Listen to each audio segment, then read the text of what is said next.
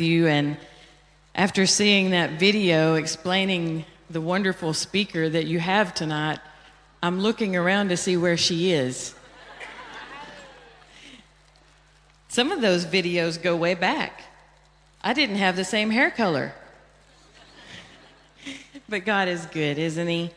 And I am so blessed and so honored to be with you. I'm so honored that your wonderful pastor, Pastor Carullo, would invite me and Sister Mere, that they would have me to come and just be able to be trusted with you beautiful ladies.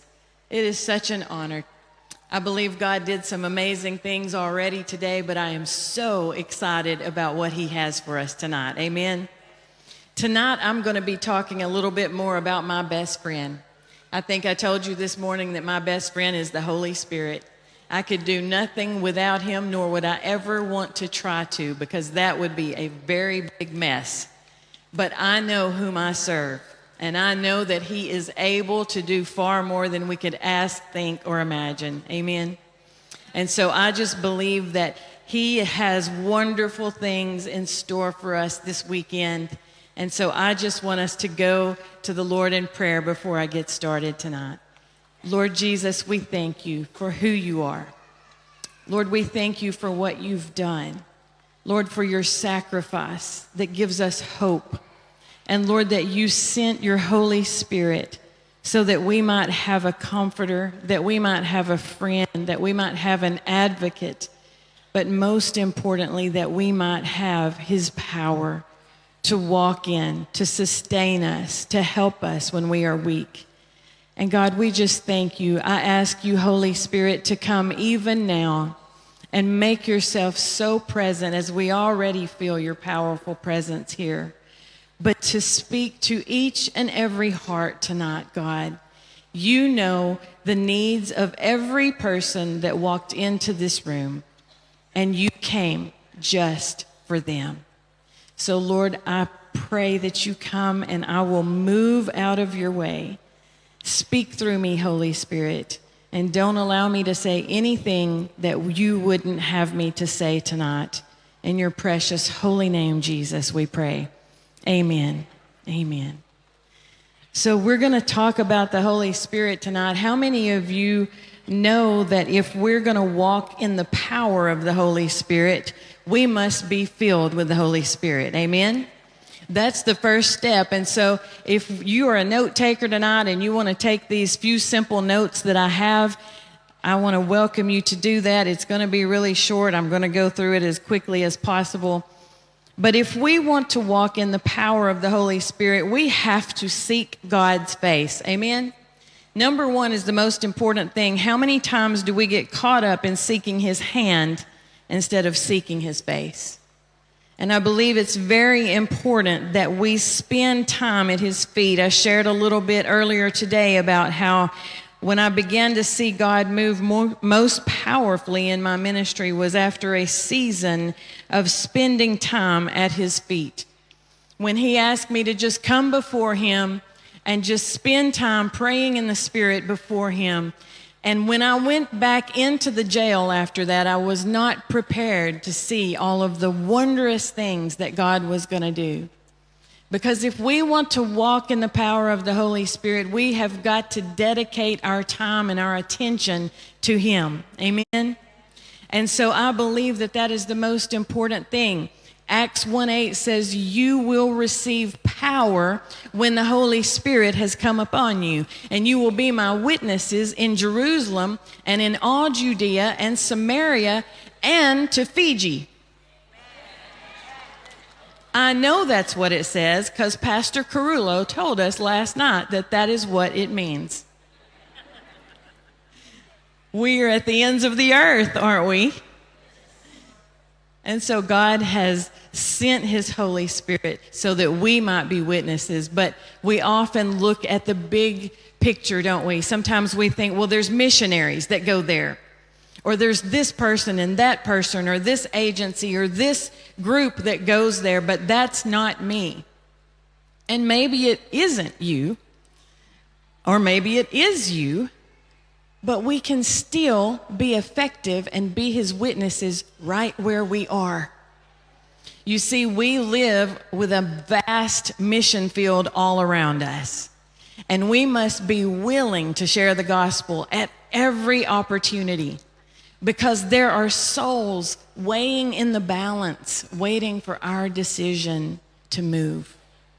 And so that's what we want. We want to be powered up. And I believe that the Holy Spirit and praying in the Spirit is where we draw our strength.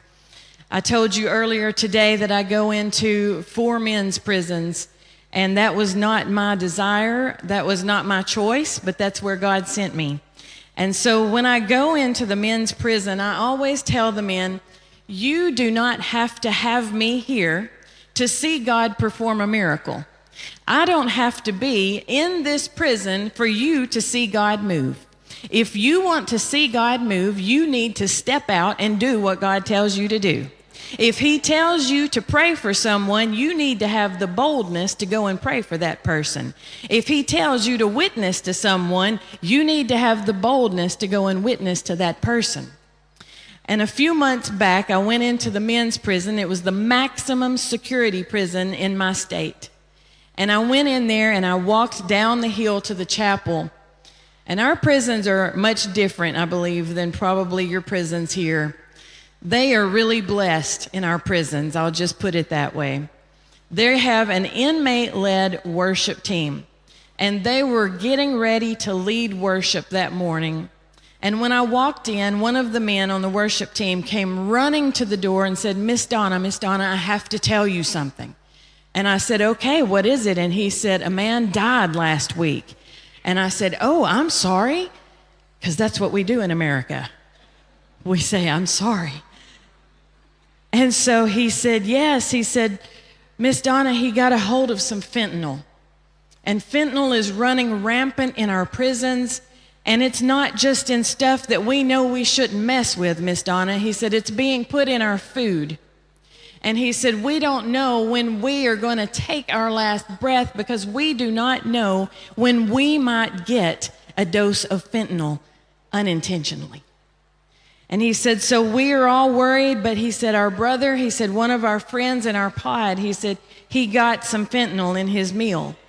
And he said, he was down for the count. He was out. He said, the paramedics and the EMTs were working on him, doing everything they could to bring him back to life, but he was dead. And he said, I was looking at my brother in such desperation, thinking, there's nothing I can do. There's nothing I can do. He said, but then all of a sudden, Miss Donna, he said, I remembered what you said to me. You said you didn't have to be here to see God move. And he said, you told us that because we had given our lives to Jesus and had been baptized in the Holy Spirit, that we could walk in the same power that you do. And he said, Miss Donna, he said, something rose up within me. He said, as the paramedics were checking their watch, getting ready to call the time of death, he said they began to put their equipment away. And he said, I stepped forward and I told some of the guys from the church service, I said, come up here, let's pray. And he said, the other ones that were unbelievers, he said, they started mocking us. He said, they started saying, get out of the way, you bunch of Bible thumpers. Leave. Just let them do their job. Get out of their way.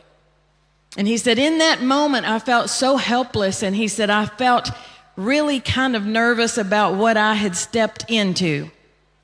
He said, but at the same time, Miss Donna, he said, this authority come up over me. He said, it was an authority like I had never felt before, Miss Donna. And he said, all of a sudden I stepped forward, and he said, before I even knew what happened, I said, Lord God, please do not let our brother die until he's had one chance to hear the gospel. He said, do you know what happened? I said, no, but I'm listening. He said, in the next few moments, we heard, and he said, our brother raised up and looked at us. Praise God. Praise God. He said, after that, he said, those paramedics started looking kind of scared. He said, they started packing up their stuff a whole lot faster.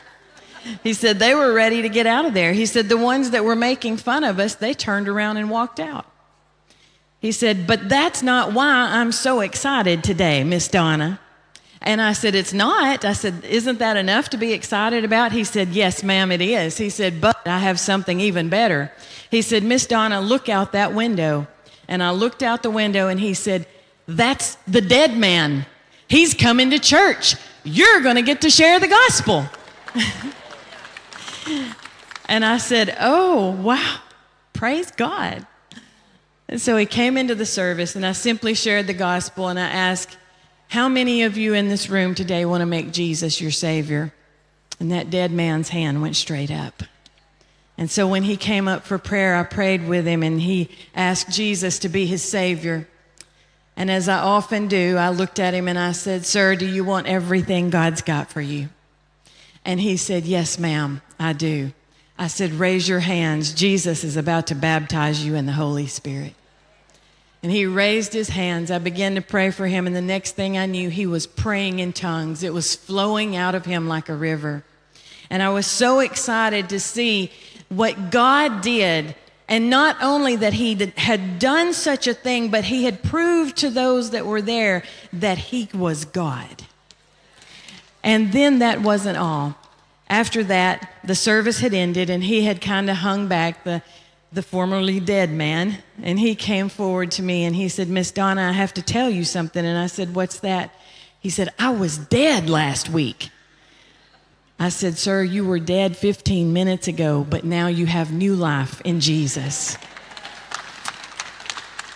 That is why we share the gospel. But this is why we walk in the power of the Holy Spirit. This is why we pray in the Spirit, because when I walked out of that prison yard that day, there stood the dead man with about 6 other men around him, and he was sharing the gospel. That's what I'm talking about. The Holy Spirit gives us power. He gives us boldness to witness, to go into places that we would dare not go and say things that we would dare not say in our own strength. But when he comes in, he changes everything, and we can't be quiet. We can't hold it back. When you have something so good inside of you, you cannot be quiet about it. We have to overflow, and it spills out on other people, and then they get hungry and they want more and they begin to seek God. So our first point is seek God's face. The second thing is, number 2, is we have to come out from among the rest. How many of you know that we live in a very fallen world with a lot of crazy stuff going on in our generation today? You could not have convinced me 10 years ago that we would be calling some of the things that we call normal today, because it's not normal. It is a delusion of the enemy, and he has come to steal, kill, and destroy, and he uses every lie that he can to change people. And so we live in a culture where we have got to look different than the world that we live in. If we are going to affect other people's lives, if we are going to make a difference in this world, we cannot blend in with the unbelievers in this world. We've got to be set apart. We've got to stand out from among the rest. 2 Corinthians 6:17 and 18 says, therefore, come out from among unbelievers and separate yourselves from them, says the Lord. Don't touch their filthy things, and I will welcome you, and I will be your father, and you will be my sons and daughters, says the Lord Almighty. Now, how many of you know that we have got to come out and just rely on him to be our all in all? He is all we need. Is that not right? And so how many of you women, I know we talked about this yesterday with Lisa and Ma. We in our country celebrate a really big Thanksgiving. But I know that you celebrate a really big Christmas and you have big meals. Do you do a lot of big meals, a lot of cooking around Christmas? Yeah, a lot of good stuff, a lot of yummy desserts, all that stuff. How many of you women love to cook? Nobody? Y'all going out to eat every meal? I like to cook. I don't like to clean up after. but I really do like to cook. But many of you know that when you go to cook that big Christmas meal and you have many people come into your family, do you have a lot of people come over? In my house, we have like 20 people to come over. And so I'm cooking all day long. I have to get up really early in the morning. We always have a turkey for dinner. And so I get up really early in the morning to put this big bird in the oven. And you see, I have decided that I will no longer allow my husband to go and pick out a turkey. Because the last time he did that, he picked out a 41-pound turkey. I did not know that they grew them that big. I asked him, "Did you bring home an emu? What is this?" It was so big, it broke my oven rack. I'm not kidding. But I know that when I get up, I work all day long to prepare all of this food and all of these dishes to make it just so that when they arrive, they're impressed and they love to see all of the stuff that I've provided for them. And so when I get through cooking all of that stuff and I'm getting ready to serve it up, I go over to the sink and I get my dirty dishes out and I serve it up on those dirty dishes, don't you? No, of course not. We don't do that. We go to the cabinets and we pull out that stuff that the rest of the family hadn't seen all year. And they're like, "Where did that come from?" And you say, "It's for special occasions. Get your fingers off of it." And you see, I believe God's the same way. That if he's going to display his glory, he wants to display his glory in clean vessels. Vessels that have cleaned themselves up. Vessels that are worthy of carrying his glory. It makes a difference. We must walk in holiness. I'm not trying to get legalistic or sound like I'm old school, but I believe that it matters. I believe it's very important. I believe many people have strayed away from the importance of walking in holiness today. And there are some things that I have noticed even in churches that just absolutely confound me. When I hear people get behind the pulpit and use foul language, I don't understand that. You know, bitter and sweet can't flow from the same fountain. And so I don't understand how that can happen, especially when we have it so clear in the Word of God. Ephesians 4:29 says, "Do not let any unwholesome talk come out of your mouths." It doesn't get much clearer than that, does it? And so how many times do we find ourselves in a rage and we want to let out something that we shouldn't let out? We've got to be mindful of what we say. We've got to be mindful of how we act, how we treat others. Everything that comes out of our mouth, we will give account for. Ephesians 5:9 says, "There must not be any bad language or foolish talk or dirty jokes." They are out of place. Think about that. Think about God Almighty is listening to everything we say.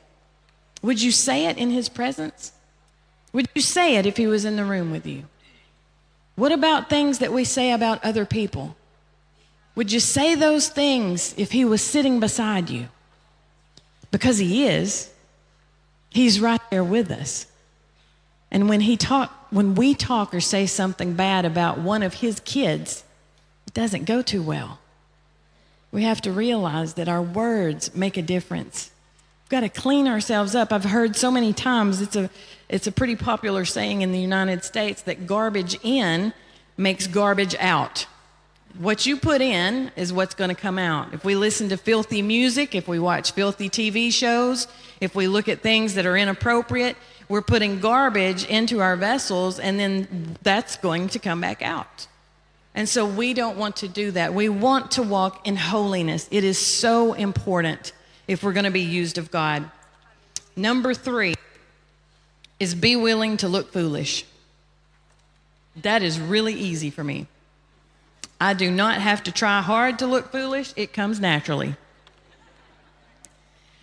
But if we're willing to look foolish for God, sometimes it takes a bit of faith, doesn't it? I can tell you I was invited to speak at a large church just outside of Washington, D.C. when I first got my credentials with the Assemblies of God. I was just fresh right out of school. I didn't even know much at all about anything. And I couldn't believe that they were inviting me to speak at this church. And I spoke for their women's conference, and then they had asked me to stay and preach all 3 services on Sunday. And so I said, okay. Well, I was fine with that until the women's minister called me again, and she was telling me a little bit about the church. She said, we have about 120 pastors on staff. And I said, you've got what? She said, we have 120 pastors. I'm thinking, that's more people than we have in our church. Who are they pastoring? And she began to tell me about all of their degrees that they had and all of the schooling that they had gone through. And, you know, they have a pretty big church. It's an international church. And so that's why they have so many pastors that speak so many different languages and are so smart and so equipped. And in my mind, in that moment, I began to feel very, very small because I don't have a degree. I did very little Bible school. And so when that came across, I started praying really hard. I started praying really, really hard. And my prayer went something like this. I said, God, I need you to give me something really quick, and it needs to be really good. Like, I need you to give me something so theologically deep that nobody else has ever heard it or seen it before. Lord, when I go to my Bible, I need you to open it up and show me something nobody's ever seen or ever realized, and I share it, and it's just going to knock them off their feet. God, I need you to make me look smart. And so he said, no. He said, you're going to speak that simple message that I gave you last weekend. And I said, no, God, no. Come on, I know you've got something good. There's got to be something really good that you will give me that I will just go and preach, and it will just be like fire in that place. God, please, please, please give me something powerful. And you see, as I had been praying and seeking God for a message, I had my Bible open in my lap already. And he had continually told me, I want you to preach that same message that you preached last weekend on the Holy Spirit. And I kept arguing, no, God, no. I need something better than that. And then he asked me the question. He said, are you willing to look foolish for me? And I said, uh-oh. Because I had to think about that for a minute. I mean, we're not going to lie to God, are we?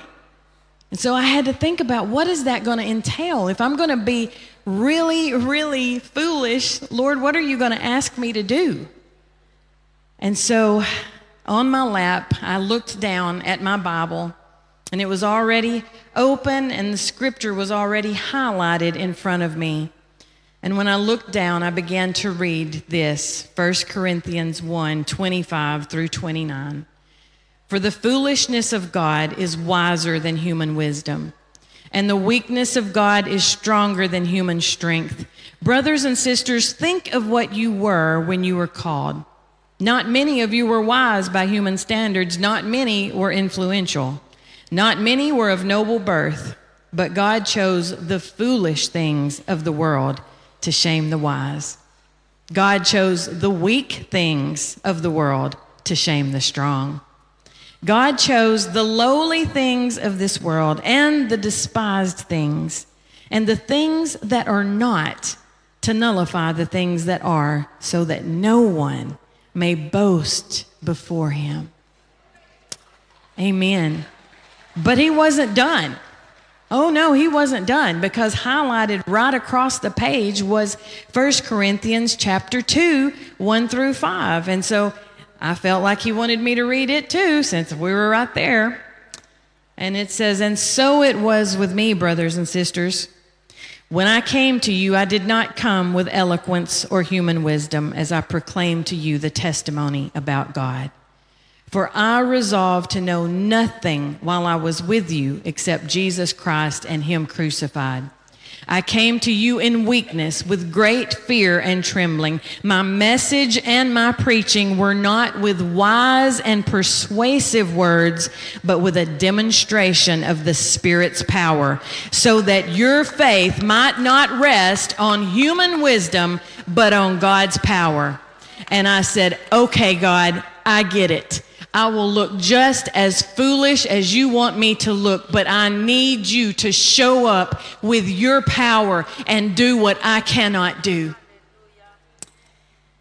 And so then I panicked for about 2 weeks until I got there.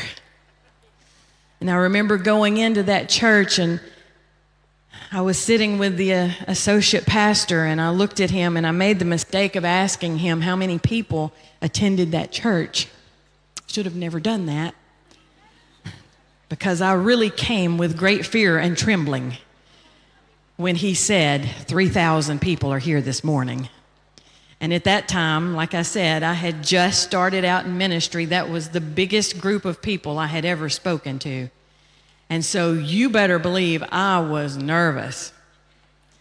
But I got up there and I preached the simple message on the baptism in the Holy Spirit.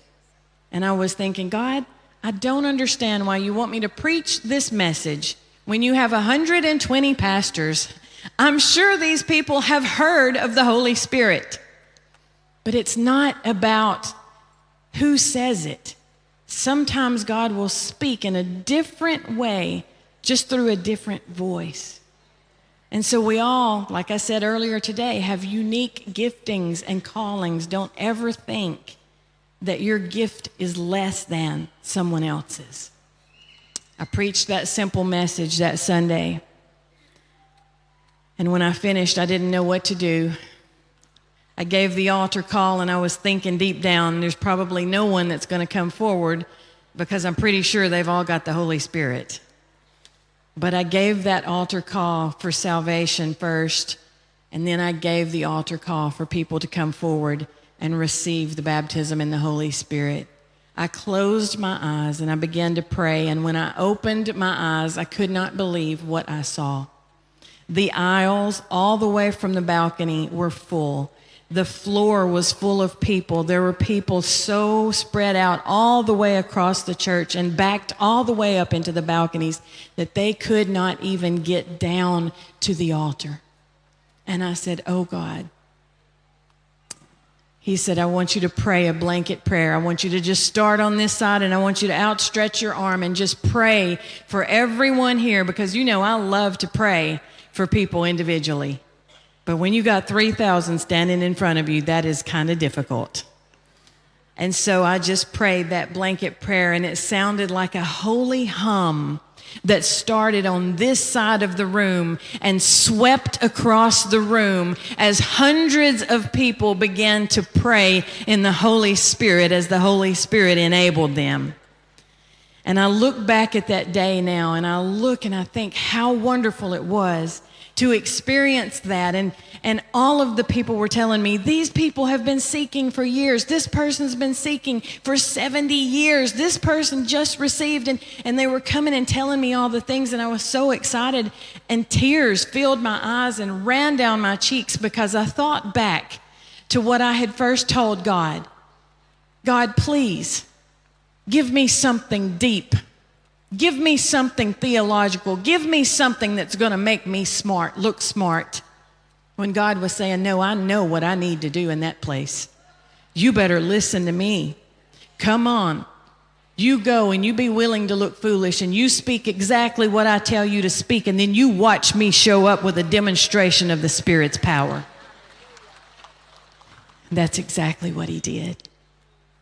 And I rejoiced in that moment. I was so thrilled. You see, we get so caught up in what people will think about us or what people will say about us. We've got bigger things to think about. This is not our home. We're just passing through. We have a home in glory that one day we will step into. And I don't know about you, but I want to hear, well done, my good and faithful servant. That's the only words I want to hear. And so we have to be willing to look foolish sometimes. The number 4, this is a good one. Believe even if. How many of you have prayed for something for years and years and years and you didn't see it happen? It gets a little disappointing, doesn't it? You've prayed and you've prayed and you've asked God to move in a certain situation, but nothing has happened. Do you continue to pray? Do you continue to believe that even if God hasn't moved yet, it doesn't mean that he won't? You see, I had been invited to speak at a church in Tennessee, and when I got there, I simply got up and I shared a lot of the things that God was doing in the prisons because I was so excited about all of the miracles that we were seeing. Miraculous healings, blind eyes opened, all of these wonderful things were happening. And so I'm still so excited, but I'm still asking God, why are we not seeing more of this in our churches? I see it happen all the time in the prison, but God, when I come to your churches and speak, it seems like everything is closed off and everything is shut down. God, why is that happening? And he said, when my people in my churches get as desperate for me as the people in the prisons, they will see me move. And so I said, okay. But that morning I shared with them all of the wonderful, miraculous things that God had been doing. And then at the end of the service, I gave the altar call, first for salvation, and then, as I always do, for the baptism in the Holy Spirit and for people that wanted healing in their bodies. And many people came forward, and I stepped down to begin to pray for people, and I found myself standing in front of a man with dark black sunglasses and a white cane. And I realized that he was completely blind. And I said, Lord, please let this man be up here for a financial breakthrough. I was praying for something that nobody would notice if he got or not, right? Because you see, my faith had hit the floor. My faith was right down here. I had just told about all of the wonderful miracles of God, but now I'm standing face to face with a blind man. And so I look at the blind man and I said, sir, I said, how can I pray for you? And he said, I want to see. And I thought, well, of course you do. And I was standing there just thinking, oh God, please heal this man. And I began to pray for him and I said, sir, can you see anything? And he said, no, ma'am, I cannot. And I said, okay. I said, we're going to pray again. So I prayed for him again. I said, sir, can you see anything now? He said, no, ma'am, I can't see anything. And you see, every time I pray for someone's healing, I have something that I have to deal with. Because the enemy likes to use things against us, doesn't he? And so he likes to come at me and he likes to tell me things like, well, what makes you think that God's going to hear your prayer? He's not going to answer and you're going to look foolish, but I'm willing to look foolish. But the other thing that he uses is my mom was injured in a four-wheeler accident 27 years ago. She's been paralyzed from the chest down ever since. And every single day of my life, there hasn't been a single day that has passed that I have not prayed and asked God to heal her and raise her up out of that wheelchair. And it hasn't happened yet. And so the enemy comes to me and he begins to speak things like, well, don't you think if God was going to heal anybody, he would heal your mother, who is a devout Christian, sitting in that wheelchair? Don't you think if he wanted to heal anyone, he would heal her? But he hasn't healed her, and it's been 27 years. And you know what I've learned to do? I've learned to say, you get behind me, Satan. I am not the healer. Jesus is the healer. And I know one day my mom will be healed, whether it's here on this earth or she is running up and down the streets of glory. But I know what my God has promised, and he is faithful to complete it. So we have to stand on his power, stand on his word, and believe, even if. So I'm looking at the blind man, and as he's standing there, I said, okay, sir, I'm going to pray for you one more time. I said, can you take those glasses off? And he took them off, and I put my hands over his eyes, and I began to pray again. I said, sir, can you see anything? He said, no, ma'am, I can't. And I felt so disappointed, so saddened.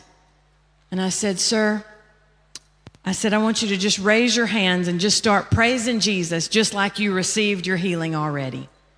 And he said, "Okay." And he raised his hands and he began to praise God. And I walked away and I began to pray for other people. And one by one, people were getting healed. The next person, there was a man who had tinnitus. God instantly healed his tinnitus. There was a lady that had tendonitis in her arm. God instantly healed it. I stepped in front of another lady who had a lump that had come up in her throat, and she told me, she said, "I sang on the worship team, and now this knot has come up in my throat, and I can't sing, and I've got to go to the doctor and have a biopsy done to see what's going on." And I prayed for her, and that thing disappeared just like that.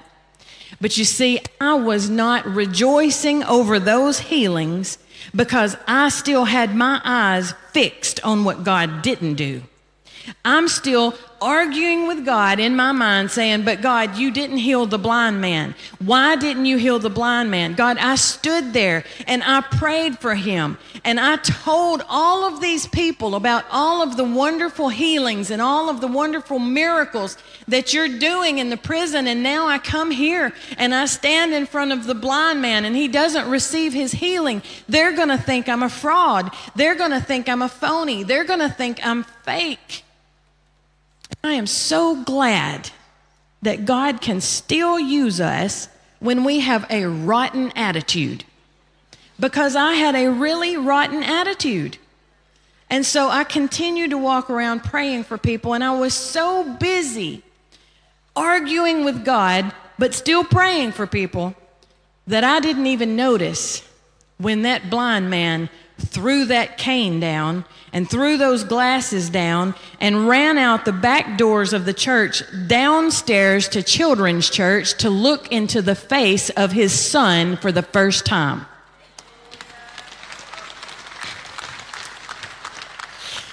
He came back up and he walked into the back of the auditorium. I was still praying for people. I heard everybody start yelling because he came back in and he could see, and I'm still over here kind of mad at God, just kind of arguing with God about why did you let me down, that I didn't even notice that this man had come in. But when I heard all the yelling, I thought, whoa, I guess the Holy Ghost broke out over there. And I didn't think a whole lot about it until he came up and tapped me on the shoulder. And I turned around and he said, "I just wanted to see your face before I leave." And I thought, who is this? I didn't recognize him without the cane and the glasses, and the pastor's wife was standing there and she said, "Donna, he can see." And I said, "Oh my goodness. I don't know who was more shocked, me or the blind man." It's like, what in the world? Here I am. You pray for something. You ask God to do it. He does it. And then sometimes we act like we're shocked that he does it. What kind of faith is that? But you see, God is longing to use us. He still longs to do the same things that he's always done. We serve a God who has not changed, but we are a people who have. And we have lost faith.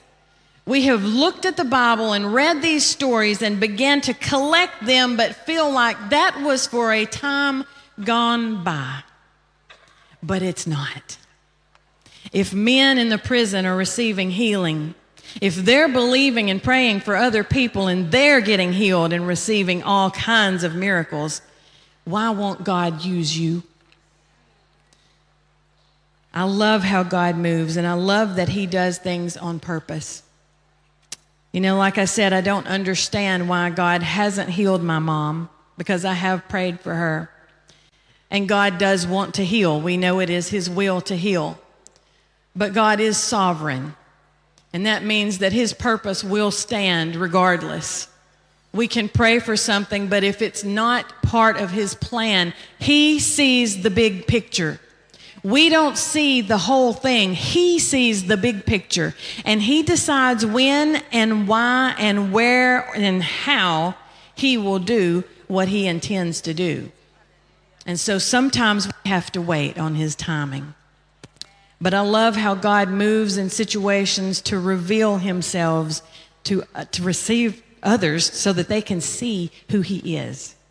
You see, in the prison, I have all kinds of men that come into the services, and in the women's jail too. Many of them come in and they have some kind of background where they were in church at some point in their lives. And then others come in that have never believed in God, don't believe he exists, won't even be convinced by anything that you can say that he is real. And I remember getting up, it was Mother's Day Sunday, and I was going to preach in one of the biggest men's prisons in Tennessee. And I got there and I walked into the room, and there was a man who come running up to me and he said, Miss Donna, I believe if you pray for me, I'll get healed. And I said, well, okay. I said, what's going on? And he said, I have 2 tumors on the back of my head. He said, one on each side. They're the size of golf balls. And I said, okay. He said, but I know that if you pray for me, God will heal me. And I was thinking, he's got way more faith than I have right now. And so he said, will you pray for me, Miss Donna? I said, yes, I will.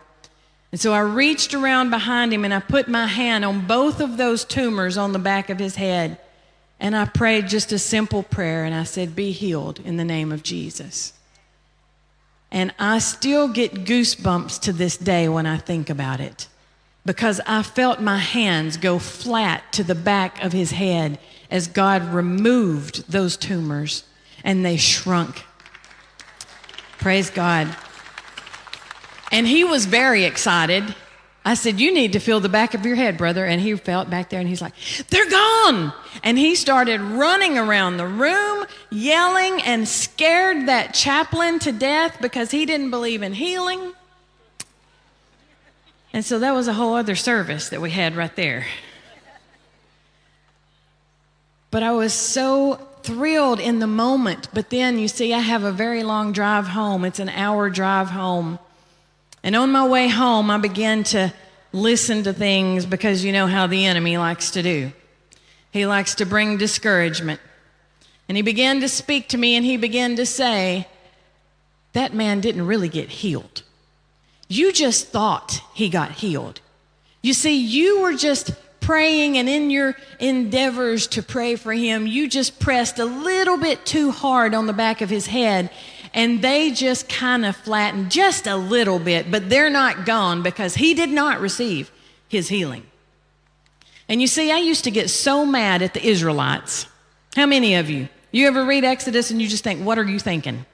I mean, that's exactly how I feel sometimes. I'm like, you saw God part the Red Sea, for crying out loud. And now here you are out here in the desert, mumbling and grumbling and complaining. We're the same way. We're just like them, or at least I am. I'm not going to speak for the rest of you. I know you're holier than I am. But that's how we are, aren't we? Sometimes we just will let the enemy talk us out of something that we've seen God do. And I'm glad, once again, that God's patient with me. Because later that night, I got a message on Facebook. How many of you know what Facebook is? Yes. And so I got a message, and I looked at that message. When I opened it, it was from a lady that I had never met or never heard of before. And she said, Miss Donna, she said, I want to tell you something. She said, I hope that you are the lady that goes into the men's prison to minister. She said, because if you are, you gave me the best Mother's Day gift anyone could ever receive today. And I thought, okay, that's really interesting. So I continued to read, and she said, you see, Miss Donna, she said, my son is an atheist. And she said, he called me this morning to wish me a happy Mother's Day. And she said, and he told me, Mom, I'm so sorry that I can't send you a gift or give you a gift or do anything for you because I'm in this prison. And she said, wait just a minute. She said, are there any church services happening in that jail, in that prison? And he said, well, I think some woman comes in. And she said, well, I want you to go to that woman's church service. That can be your Mother's Day gift to me. She said, Miss Donna, you may remember my son. She said, he was sitting on the front row, And he called me after church, and he was so excited because he saw a miracle right in front of his eyes. He saw 2 tumors removed from his cellmate's head. And she said, he called me and he said, Mom, I am no longer an atheist. I saw God do a miracle right in front of my eyes. She said, Miss Donna, you might remember him. He came forward for prayer, and he had a tattoo on the right side of his face. And she said, you led my son to Jesus this morning. God knows who's watching. Sometimes when we're praying and praying and praying and we're not seeing an answer and we're wondering, God, why are you not answering this? Why are you not doing this? And we're on the edge of giving up. It may be that God is waiting for that one lost soul that will be in that area and that will see that miracle and be convinced that he is God. And so we must believe, even if. As I'm coming to a close tonight, I would just like for all of you to stand with me.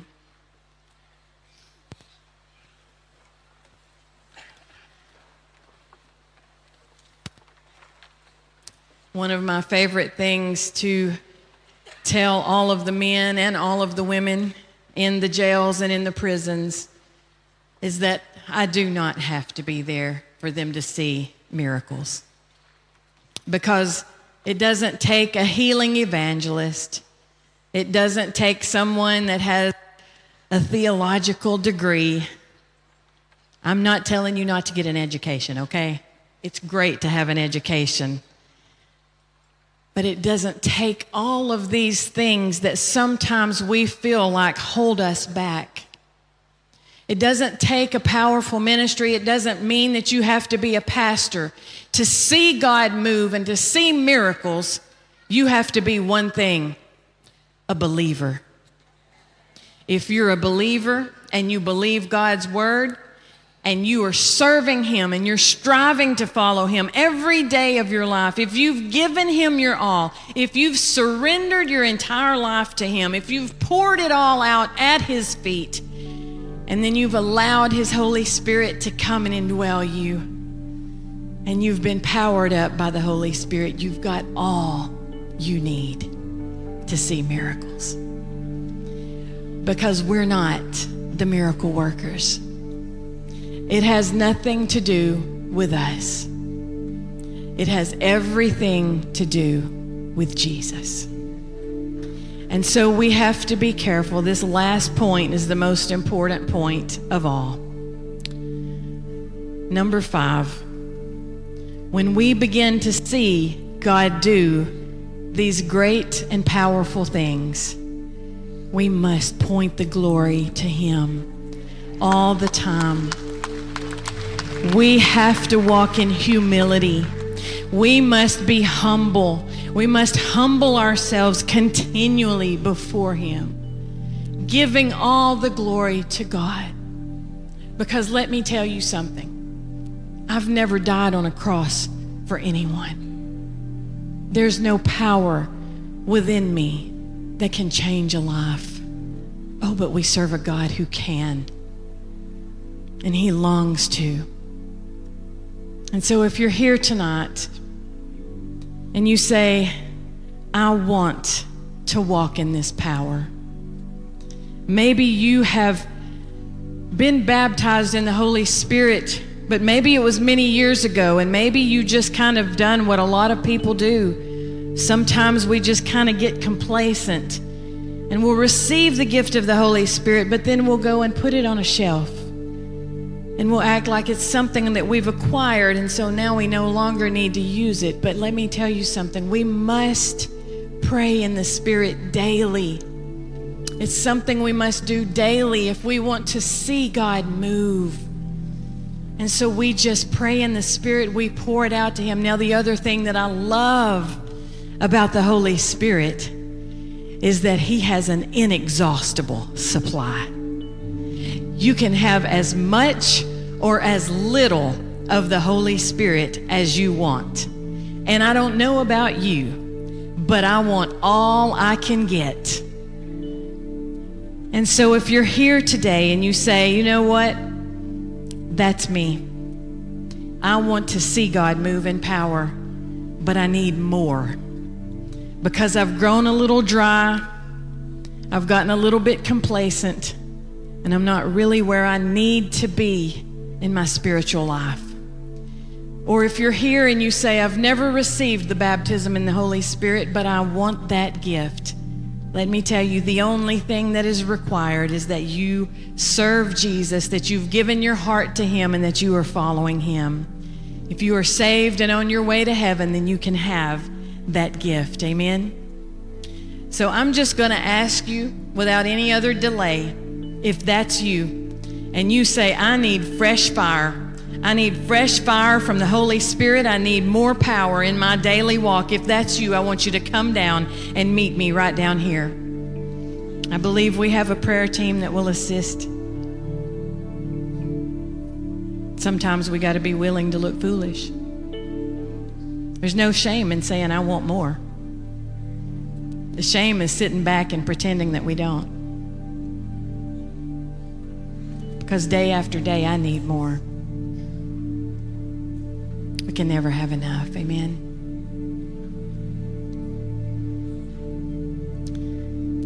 Thank you, Jesus. Thank you, Jesus.